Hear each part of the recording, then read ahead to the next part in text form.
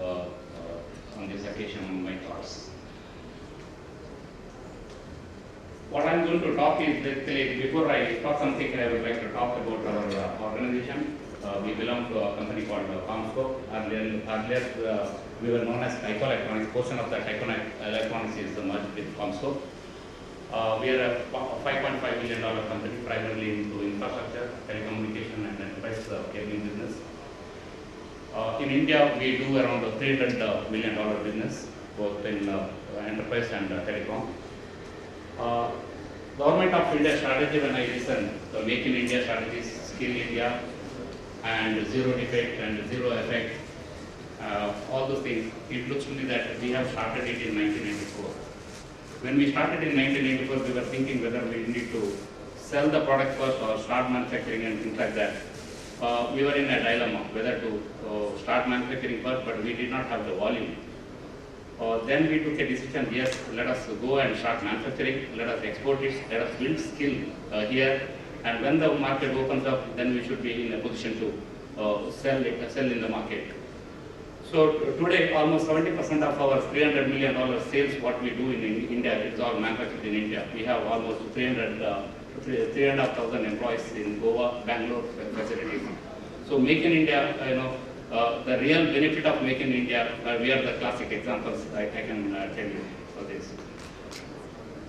Now, why are we upbeat now? If you look into the GDP growth, it's almost 7.5 to 8%, which is growing. And inflation is roughly around 5%, which is under control. Our current account deficit is roughly around 1.4%, which was almost 3% 2 years back. Our fiscal deficit last year is 4%. This year we are likely to achieve almost 3.5%. The way things are going, probably in the next 5 years, we can become a surplus economy. And our foreign exchange currency is stable. It's roughly around 67 rupees, 66 to 67. When I started my business in 94, it was almost 18 rupees 50 paise per dollar. So,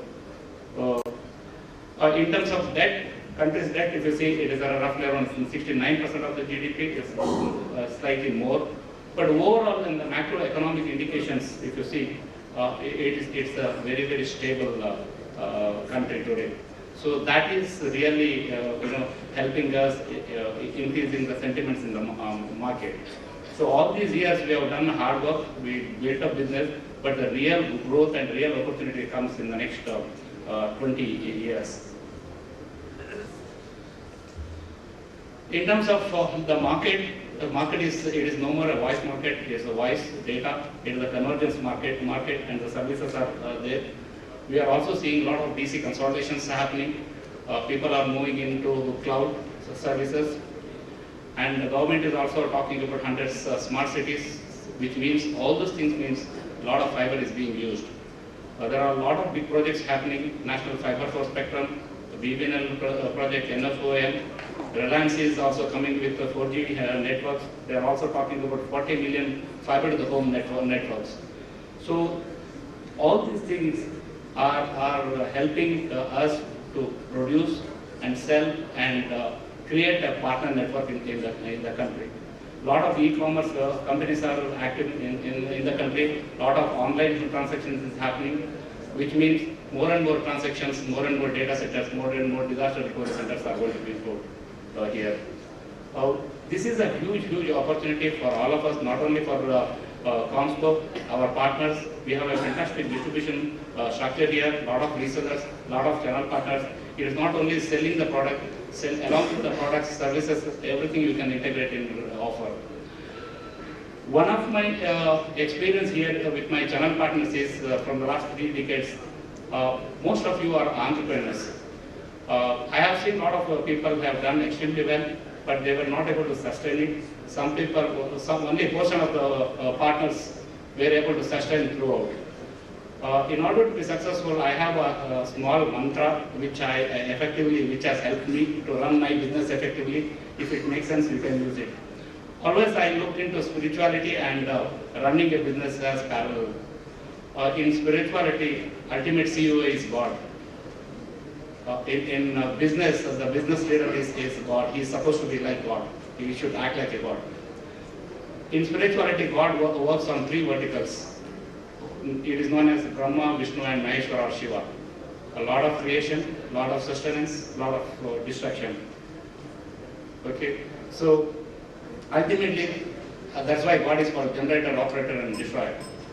When you look into business, we have R&D, which is a lot of creation, operations, a lot of sustenance, and your HR finance is a lot of destruction. That you have to take in the right credit when I say HR and finance, because if the company is not doing well, then you need to size your business according to your earnings. So that is how the comparison is made. If you want to focus on money, focus on Lakshmi. If you want to focus on knowledge, focus on Saraswati. If you want to focus on power, you can focus on Hanuman. So all Indian gods are having a portfolio. No gods are without any portfolio. So even if you look into business also, if you want to have zero effect and fix up operation efficiency, Six Sigma, operation advantage programs are there, quality circles are there. You create all these small groups so that you drive operational excellence. So when you handle, at any given point of time, if you are confused, you should know what is your role, whether it's a Brahma's role, whether it's a Vishnu's role, or whether it's a Shiva's role. If you take, you decide which role you have to play. You can never be failure in your business. You will be always successful. So, and even if the government of India, if you look into it, always it works like Brahma and Vishnu. And sometimes it also works like Shiva. You have seen in the recent crossing of LOC. So when you balance spirituality and business, I think we can sustain the business. That's all my 2 words. Thanks.